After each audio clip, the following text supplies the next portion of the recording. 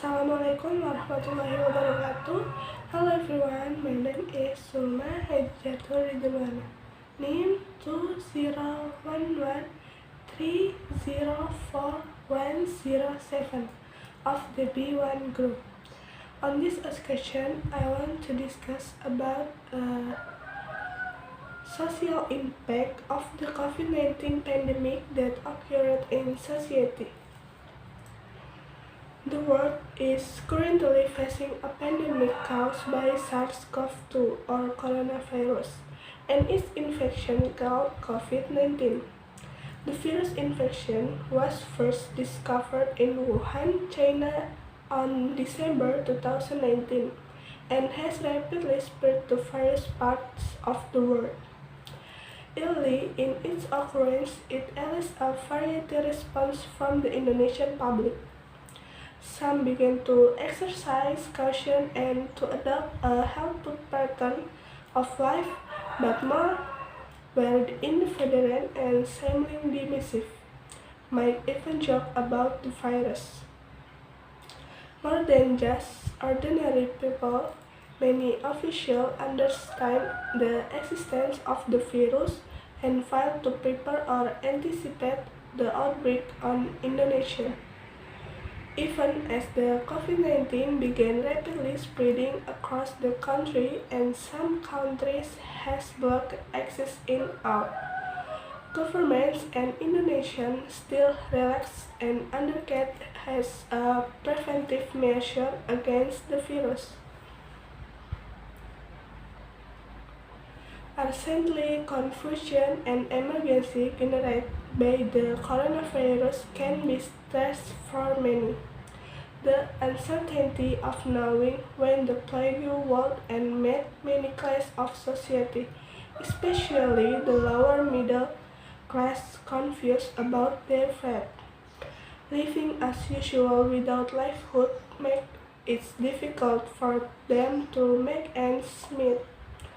The presence of the coronavirus that threatens everyone is considered stressor for most people, and its effect may be just as dire as those of the coronavirus itself. COVID-19 also encouraged some to act wrongfully in order to survive. The panic buying phenomenon is an example of this. The panic buying and stockpiling of daily necessities is inability on the part of to cope with the stress generated by the uncertainty created by the coronavirus. Self-isolation that is done as preventive measure on the COVID-19 infection is also a psychological and scientific factor that some of use end up doing hurting. As is well known, the reasons for the stockpile was to be on the safe side, but they were actually encouraged to buy unnecessary items.